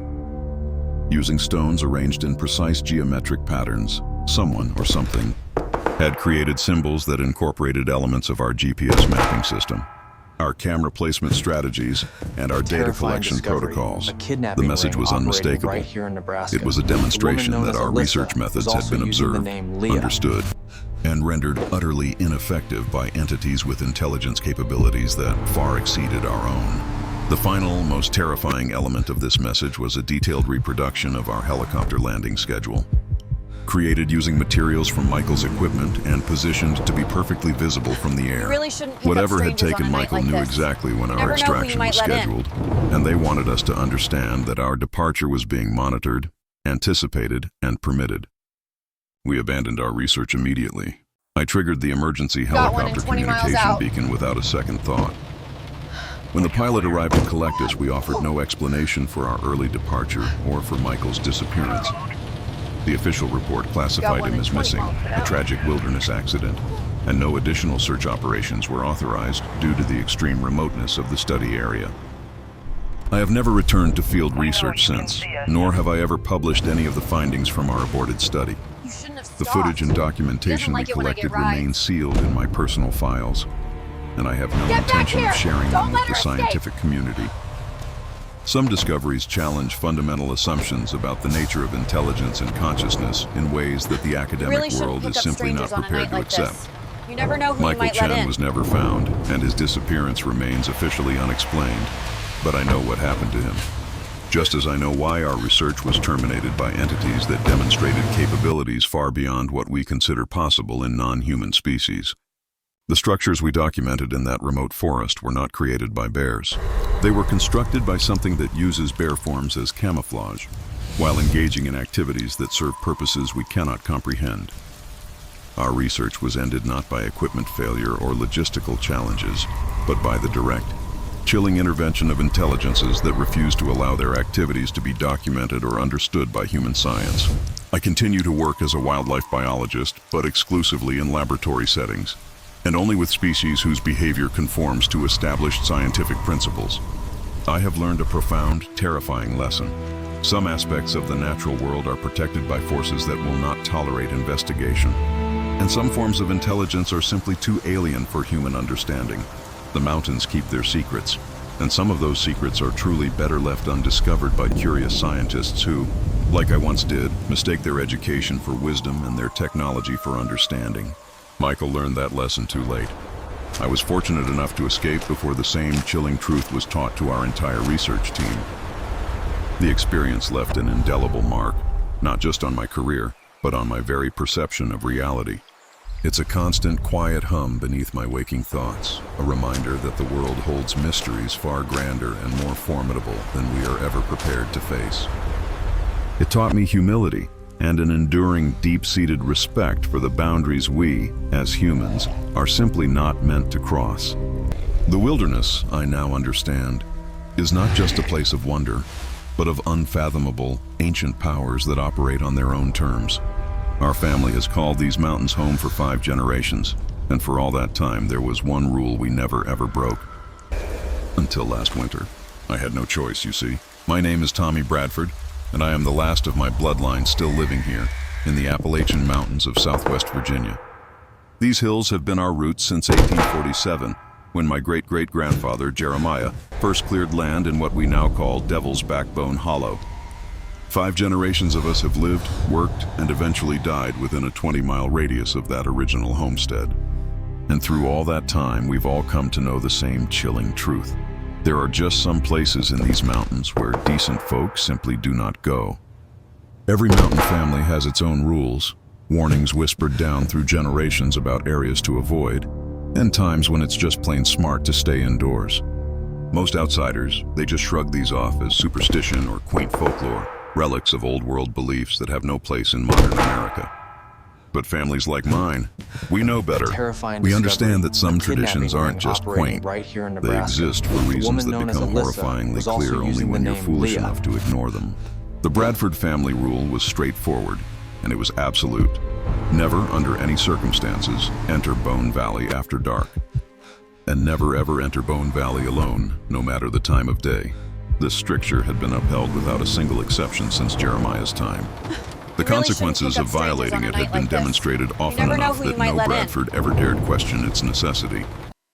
Bone Valley itself is a narrow ravine cutting deep into the mountains about 8 miles northeast of our family land.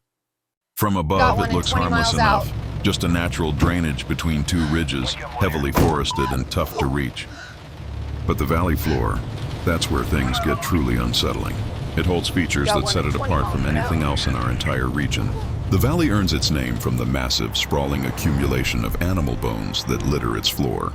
Deer, bear, wild boar, and even creatures I can't begin to identify. They've all been depositing their remains here for as long as anyone can remember. And these aren't just scattered randomly, like you'd expect from natural death or some predator's leavings. No, they're arranged in deliberate, intricate patterns, suggesting intentional placement by some organizing, chillingly intelligent force. My grandfather, Samuel Bradford, was the last family member to ever step foot into Bone Valley before I, myself, broke our ancestral rule. As a young man back in 1962, he'd tracked a wounded bear into the ravine. An early snowstorm trapped him there for a whole night. What he endured during those harrowing hours fundamentally changed him.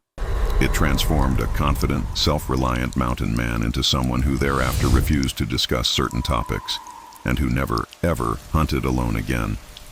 Samuel would only ever say that the arrangements of bones in the valley served a purpose that living creatures simply weren't meant to understand. He claimed those patterns created pathways for things that shouldn't exist in our world, and that a human presence in the valley after dark allowed these entities to follow visitors back to the settled areas of our mountains. The family stories about Bone Valley extend back through every generation of Bradfords. My great-grandfather spoke of hearing his name called from the valley during still winter nights, the wind carrying his name like a ghostly whisper.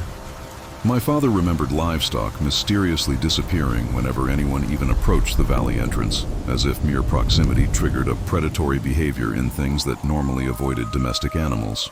But it was my younger sister Emma who truly provided the most compelling, heartbreaking evidence that our family's warnings about Bone Valley were based on genuine, terrifying threats rather than just inherited superstition. Emma Bradford was born with what mountain families call the sight, an uncanny ability to perceive aspects of the natural world that remain hidden from most people.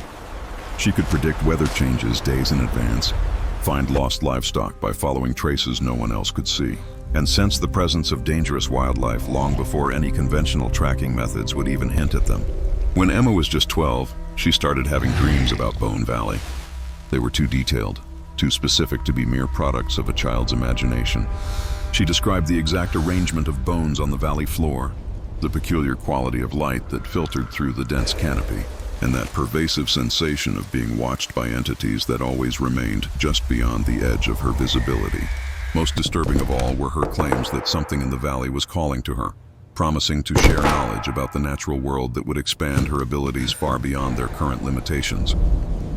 The voice in her dreams spoke with an ancient authority about the connection between the living and the dead, about cycles of existence that encompassed far more than human understanding, and about the profound role that certain individuals could play in bridging different forms of consciousness. Emma pleaded with our parents to allow her to visit Bone Valley, arguing that her dreams were providing guidance that could benefit our entire family. She insisted that the entity calling to her wasn't malevolent, but simply trying to communicate with someone sensitive enough to understand its message. Our parents refused absolutely, reinforcing the family rule with punishments that made it chillingly clear just how seriously they took this threat. Right here in But Emma's dreams continued throughout her Alyssa teenage was years, also using the name growing more Leah. vivid, more compelling, and more terrifying as she matured. By the time she turned 18, she was spending entire nights awake, terrified to sleep because of the sheer intensity of her dream experiences. Emma Bradford vanished on her 19th birthday in November of 1998. She left no really note, shouldn't pick took up no strangers personal on a night like belongings, this. and gave You no never know one who you in the might let family in. any hint of her intentions. But we all knew, deep in our bones, exactly where she had gone, just as we knew that our decades of warnings had been utterly insufficient to Got one overcome in 20 whatever had miles been out. calling to her from Bone Valley. The search for Emma lasted 3 agonizing weeks and involved every able-bodied man in our community. We combed the mountains systematically, following every trail, checking every structure where she might have sought shelter. But we never, not once, entered Bone Valley itself, and Emma was never found.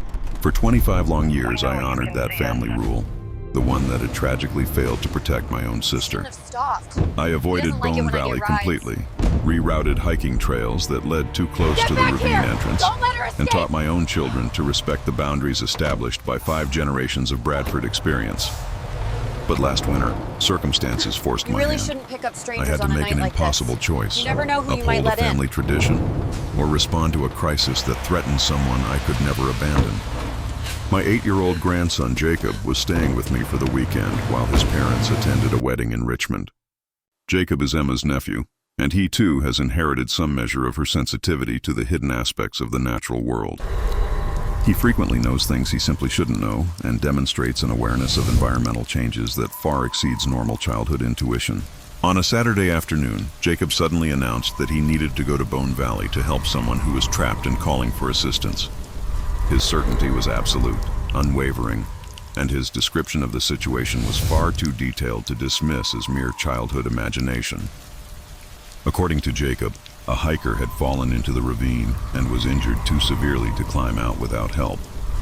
I called the county sheriff to report a possible missing person, but their records showed no overdue hikers or missing persons reports that corresponded to Jacob's chilling claims.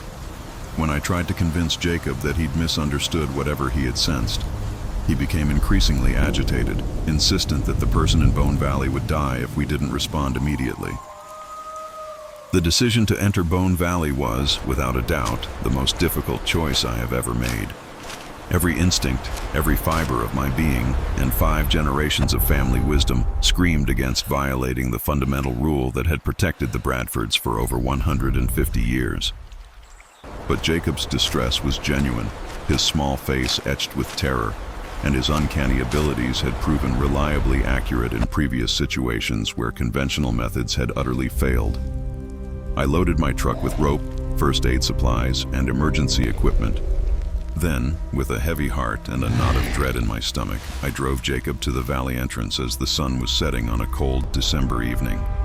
My desperate plan was to conduct a quick search of the most accessible areas, confirm that no injured hiker was present, and return home before full darkness made the violation of our family rule even more perilous. The entrance to Bone Valley is marked by 2 massive oak trees that have grown together, forming a natural arch over the narrow trail leading into the ravine. Local tradition holds that these ancient trees serve as a boundary between the normal world and whatever exists within the valley, and that crossing beneath them without proper protection invites consequences that extend far beyond any immediate physical risk. As we passed beneath that eerie oak arch, Jacob immediately pointed toward a section of the valley floor approximately 500 meters from the entrance. Even in the fading light, I could see that the normal, intricate arrangement of bones had been disturbed.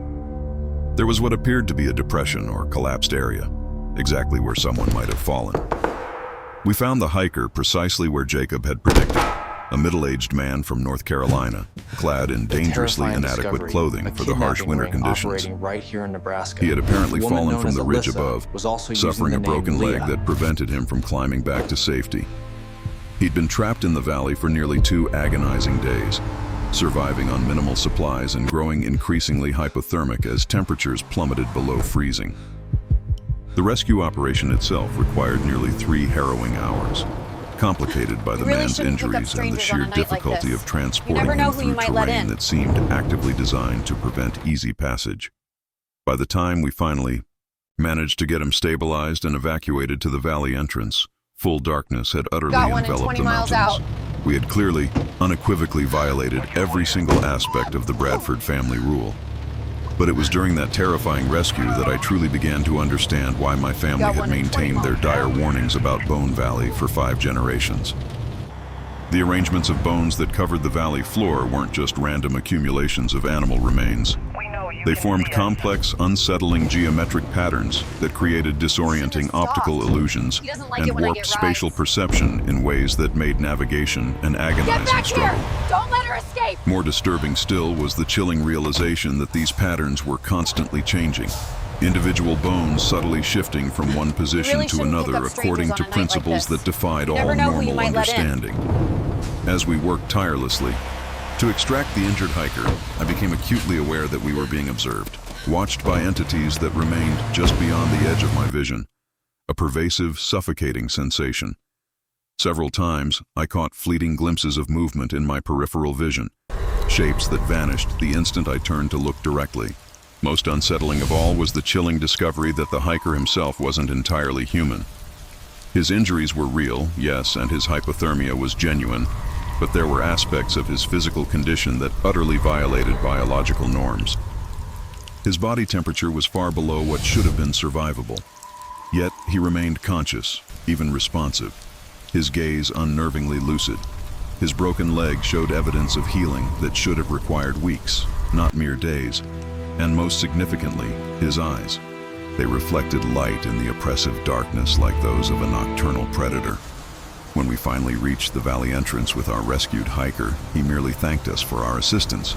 Then he simply walked away into the forest, moving, with an impossible fluid grace despite his supposedly broken leg. Jacob watched him disappear into the deeper darkness, then said quietly, his voice a chilling whisper, "He was the bait, Grandpa. They wanted us to come into the valley." I have never returned to Bone Valley since that night, and I have reinforced the family rule with a new, desperate emphasis on the dire consequences of its violation. But I know, deep in my soul, that our 150-year tradition of avoidance has been irrevocably broken, and whatever exists in that ravine now has a connection to the Bradford family that did not exist before my desperate decision to ignore generations of accumulated wisdom. Jacob has already begun having dreams chillingly similar to those that plagued his great-aunt Emma before her disappearance. He speaks of voices calling from Bone Valley, promising knowledge and abilities that would expand his already considerable sensitivity to the hidden aspects of the natural world. The parallels to Emma's experience are exact, terrifyingly so, and I fear that history is preparing to repeat itself with a tragic, unavoidable precision. The local families in these mountains still cling to their warnings about places like Bone Valley, but every generation inevitably produces individuals who believe they are smarter, stronger, or simply more enlightened than their ancestors. Some rules, you see, exist for reasons that become brutally clear only when you're foolish enough to break them.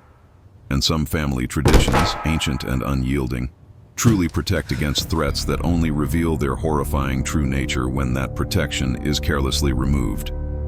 I saved one life that night by entering Bone Valley, a life I thought was human, a life I felt honor-bound to rescue. But in doing so, I may have inadvertently doomed another life, one infinitely more precious, Jacob's. The woman known as Alyssa was by also providing using the whatever name Leah. dark intelligence resides there with direct access to his unique, vulnerable abilities. I've offered him up as the next offering. The mountains. They keep their bargains. And they always collect what they are owed, in their own time and in their own terrifying way. My heart You really aches with a shouldn't pick heavy, up strangers on a unshakable night guilt. like this. You never know I am who the you might last of let the in. Bradfords to carry this burden, this terrible knowledge. The family rule, the very foundation of our safety for centuries, will die with me because, I fear, Got there will one be in no 20 one miles left out. to pass it on. The old ways are fading, and with them, the understanding of true danger. How do you fight something that whispers promises of power and knowledge one to in a 20 sensitive miles child? A siren song from an ancient, malevolent place. My sleep is haunted by Jacob's whispers, by the echoing silence of Emma's absence, and by the chilling realization that my act of love, of defiance, might have set in motion a He doesn't chain like of it when I events get far more rides. terrible than any broken leg or hypothermia. The valley back has its here! hooks in us Don't now, let her and I escape! don't know how to pull them out.